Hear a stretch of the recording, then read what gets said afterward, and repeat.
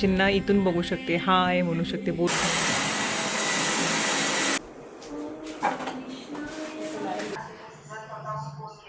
मला एक मेसेज आहे, सचिन दादांसोबत डान्स का करत नाहीस म्हणून. सचिन दादांना डान्स येत नाही, त्यांचं अंग जड आहे.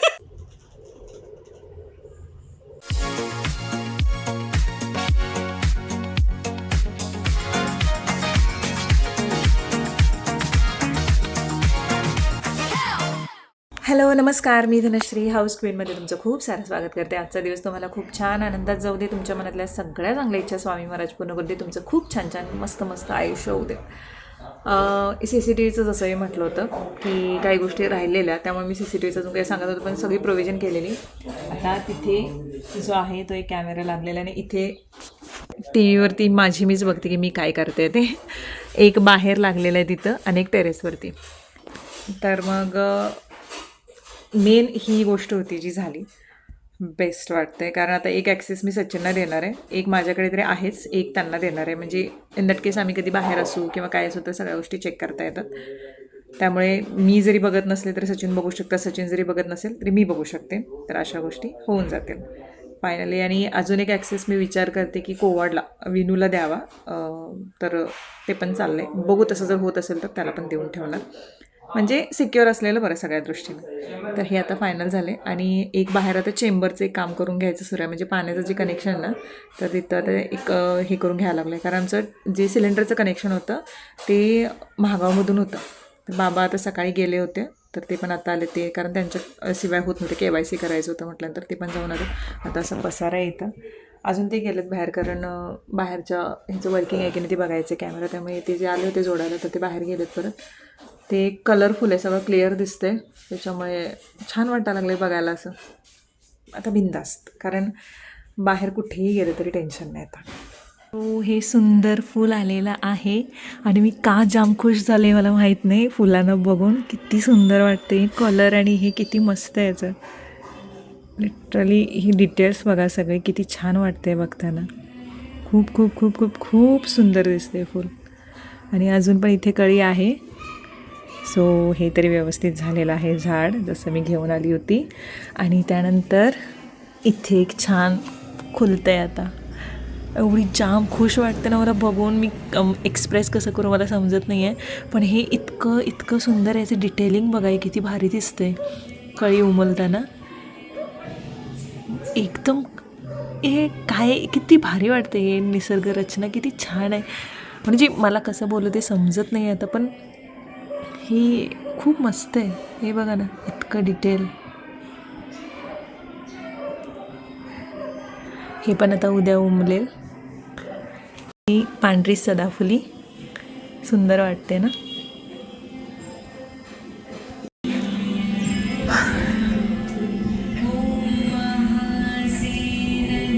मीच आता सचिनना इथून बघू शकते, हाय म्हणू शकते, बोलू शकते डायरेक्ट.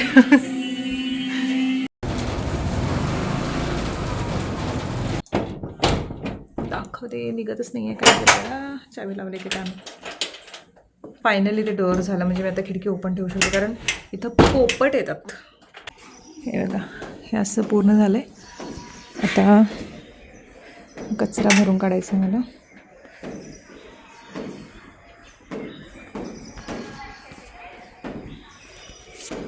इथून पूर्ण असं आता मी ओपन हे ठेवू शकते, त्यामुळे काय टेन्शन नाही आहे. हे आता मला गॅलरी पूर्ण सगळं गॅलरीचा मेकओव्हर करायचा आहे. मी हे बसायची वाट बघत होते, हे एकदा बसलं की मग मेकओव्हर करायचं म्हणून. सो हे झालं आहे सगळं. तर हे सगळं भरून काढते पूर्ण कचरा, आणि पुढच्या वीकमध्ये होईल सगळं मेकओव्हर ह्याचा जो करायचा आहे तो. सो आता बिंदास बसू शकते. कारण इथून काय व्हायचं माहिती आहे, एखादा पक्षी आला तर किंवा मग मच्छर तर होतेच, आणि बाकी माशा आहे ते, त्यामुळे हे ओपनच ठेवत नव्हते. हे दरवाजा सकाळचं फक्त थोडासा वेळ ओपन असायचं आणि बंद करायचे. पण आता काय टेन्शन, आता हे कंप्लीट हवा पण येते, त्याचं टेन्शन नाही, व्यवस्थित राहतं. आणि हा दरवाजा ओपन जरी ठेवला, रात्री झोपताना बंद केलं तरी टेन्शन नाही. हे लॉक आहे पूर्ण, हे लॉक आहे त्याच्यामुळे. चला फायनली हे तरी काम झालेलं आहे. थांबा, मी तुम्हाला एक प्रश्न विचारतो. तुम्ही आजचा ब्लॉग बघितला की नाही मला माहीत नाही, तुम्ही वर्क फ्रॉम होम आज होतं तुमचं, ठीक आहे. होय. तर मग मला एक प्रश्नोत्तरांचा ब्लॉग केला. खरं खरं उत्तर द्यायचं, म्हणजे उगाच टॉन्ट मारायचं नाही. काय बोलते रे बाई. मला इंस्टाग्रामला DM काय आलं माहिती आहे, तू आणि तुझा नवरा वेगळं का राहताय, जवळ का राहत नाही.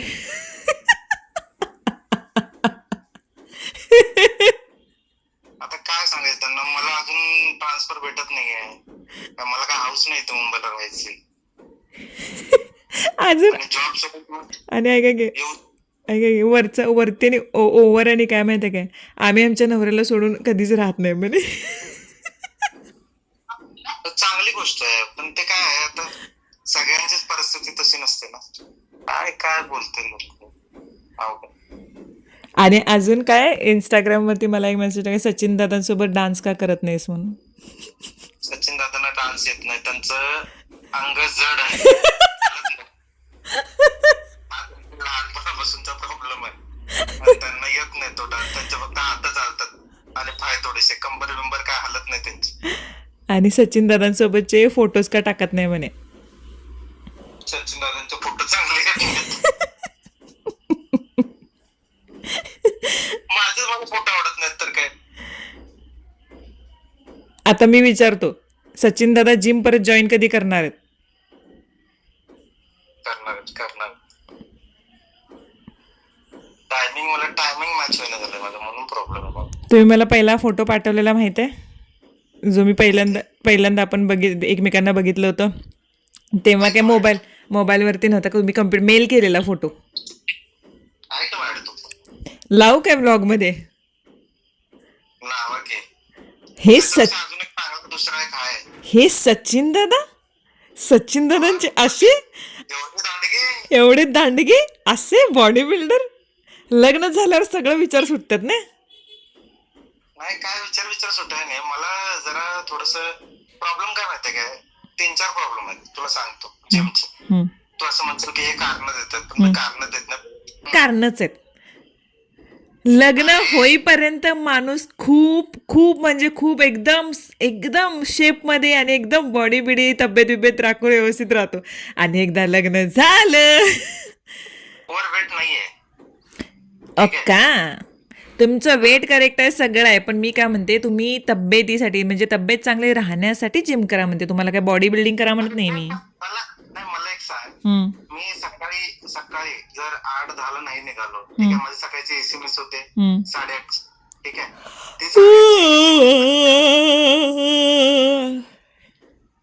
काय वरचा सा लावलीच आहे काय. सारे ग म पधनी सा सा रे ग म पधनी सा नी ध प म ग रे सा धनी सा ध सा ध.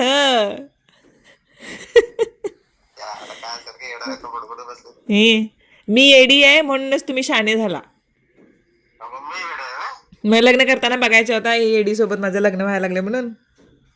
कुठल्या एडी सोबत लग्न करताना सांगायचं होता, ही एडी पोरगी आहे म्हणून माझ्यासोबत लग्न करायला लागलं. मी हृदयापासून केलेलं, मेंदूपासून नाही. मेंदूपासून केलं असतं तर डिसिजन वेगळा होता. काय ओके. हावी असतं नाही, हेवी पण असतं बहुतेक. हृदयाचं वजन जास्त असेल मेंदूपेक्षा.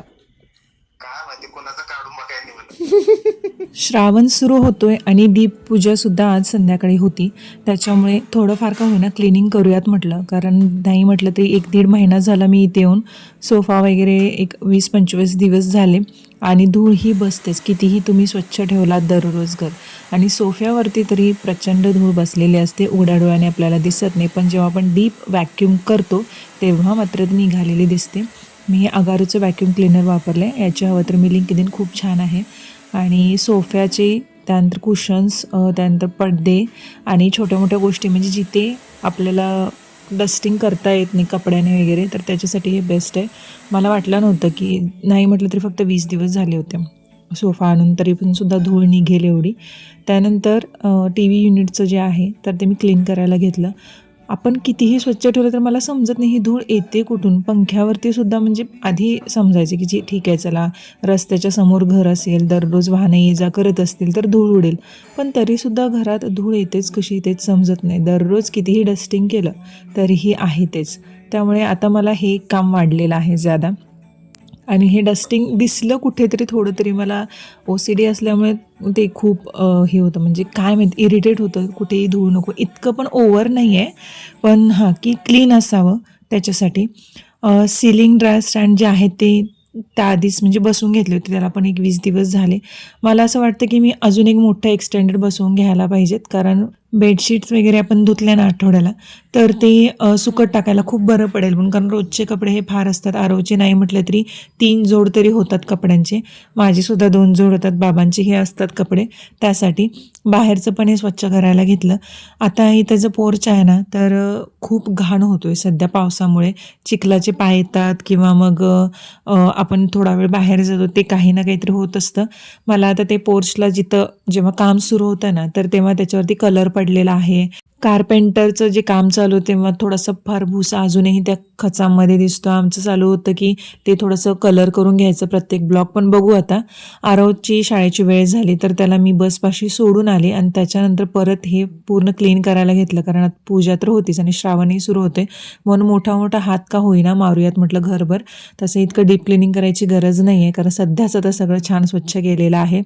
जेवण करणारं ते जेवण करून गेलं. सकाळी त्या लवकर येतात कारण आरवचं स्कूल लवकर असल्यामुळे. त्यानंतर माझी जी गाडी आहे स्कूटी तर मी कोवाडवरून आणून घेतली. विनू आला होता मध्ये, जर काहींनी बघितलं असेल तर विनू स्कूटी इथे ठेवून गेला. तर ती गाडी जी आहे तर तीही स्वच्छ करायची होती आणि ती सर्व्हिसिंगला द्यायची, त्यामुळे अजूनही बाहेर काढलेली नाही आहे मी. आणि इतकी मला प्रॅक्टिस नाही आहे अजून. मुंबईत असताना थोडी प्रॅक्टिस केली होती पण इतकी नाही आहे प्रॅक्टिस. बघू आता कधी हातात घेते ते, पण आता गरजेचं आहे इथे आल्यापासून. कारण बाजारात जर जायचं असेल तर गाडी ही खूप गरजेची आहे. पण माझं चालणं होतं म्हणून मी इतकं अजून लक्ष दिलेलं नाही, पण थोडा पाऊस संपू देत, प्रॅक्टिस झाली की मग तेही होऊन जाईल. बघू आता कधी कधी करते ते. झाडं आणले तेव्हापासून एक्स्ट्राचं काम वाढलंय पण ते आवडतं काम झालेलं आहे. बाबा लक्ष देत आहेत झाडांच्याकडे पूर्णतः, त्यामुळे त्याचं टेन्शन इतकं नाही आहे. पावसाचं वातावरण त्रास झालं होतं, आदल्या रात्रीही खूप पाऊस पडला होता आणि पाऊस जेव्हा पडतो तेव्हा हे शेड जे आहेत तर त्याच्या आवाजानं तर इतकं डोकं दुखायला लागतं. मला आता असं वाटतं की याच्या जागी मी काच टाकून घेतली असते तर खूप बरं झालं असतं.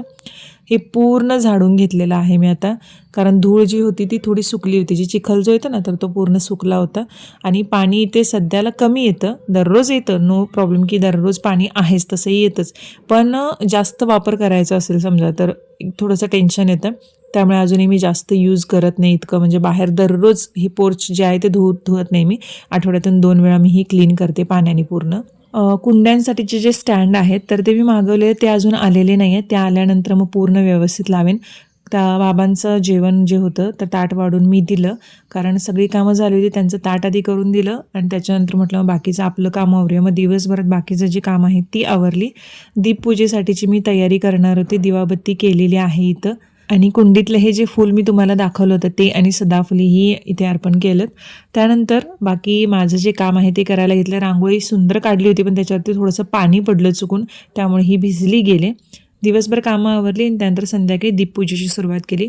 आधीच मी सगळे दिवे जे आहे ते घासून पुसून स्वच्छ केले होते, तयारी करून घेतली होती पूर्ण. कणकेचे दिवेसुद्धा बनवले होते. मला मुंबईची आठवण झाली, जेव्हा मुंबईला म्हणजे लास्ट इयर मुंबईला असताना दीपपूजा मी कशी करायची की पाटावरती सगळं मांडून करायचे, कारण तिथे देवाऱ्यामध्ये जागा ठेवू शकत नव्हते, देवारा असा वरती अडकवलेला होता त्याच्यामुळे. पण आता इथे खाली मी ठेवू शकते, व्यवस्थित पूजा करू शकते. त्या काही गोष्टी आठवल्या मला. ह्यावरून अजून एक गोष्ट आठवली. 2-3 दिवसाच्या मागे मी कुलधर्माबद्दल बोलले होते की मग कुळाला आपण जाऊन यावं किंवा आपला कुलधर्म करावा म्हणून. मला वाटत नाही त्याच्यामध्ये मी काही चुकीचं सांगितलं असेल की आपल्या कुलदेवतेला पूजल्यानंतर आपलं चांगलं होतंच नेहमी. ह्या अशा गोष्टी मी बोलले होते आणि हे मी स्वतः अनुभवलेलं आहे आणि तेच मी सांगितलं होतं. पण एक कमेंट अशी होती, आता ती मी हायलाईट करू की नको हे नाही समजते, पण मला हे बोलायचं आहे. आपण जेव्हा एखाद्या ठिकाणी जाऊन येतो तेव्हा आपण बोलतो की अरे आपण गोव्याला जाऊन आलो, इकडे फिरून आलो, तिकडे इकडे तुम्ही जाऊन या, छान आहे, हे नॉर्मली आपण घेतो. मग तसंच जर मी कुलदेवाला तुम्ही जाऊन या, खूप छान होईल, ह्यामध्ये कुठलीही अंधश्रद्धा नव्हती की कुठलाही असा भाव नव्हता. फक्त माझं एवढंच होतं की आपल्या देवतेला आपण पूजल्यानंतर आपलं चांगलं होतं, ह्यामध्ये काय वाईट होतं, मला ती गोष्ट समजली नाही. अजून एक होतं की मूल झाल्यानंतर आपला राग थोडासा का होईना कमी होतो. यामध्ये मला वाटत नाही, हे माझ्या अनुभवावरून सांगितलेल्या गोष्टी आहेत. माझ्या व्लॉगमध्ये ज्या काही गोष्टी मी सांगते त्या माझ्या अनुभवावरून असतात आणि मी त्या व्हिडिओमध्ये सुद्धा क्लिअर केलं होते की ज्या गोष्टी मी सांगते त्या तुम्ही करायलाच पाहिजे असं नाही. तुम्हाला पटलं तर ते तुम्ही करू शकता, कारण मला माझे व्लॉग्स बघणारे जे सगळे आहेत ते कोणीही लहान नाहीत. स्वतःचे काही ना काहीतरी विचार करण्याची क्षमता त्याची असते की हे आपल्याला करेक्ट असेल की नाही. समोरचा माणूस तुम्हाला अनुभव सांगतो, मग त्या अनुभवावरून तुम्हाला ती गोष्ट करायची की नाही हे तुम्ही ठरवायचं आहे. असो, आता श्रावण सुरू होतोय आणि श्रावण महिन्याच्या सर्वांना खूप साऱ्या शुभेच्छा. व्हिडिओ आवडला असेल तर लाईक, शेअर, सबस्क्राईब आणि हाईप करायला विसरू नका.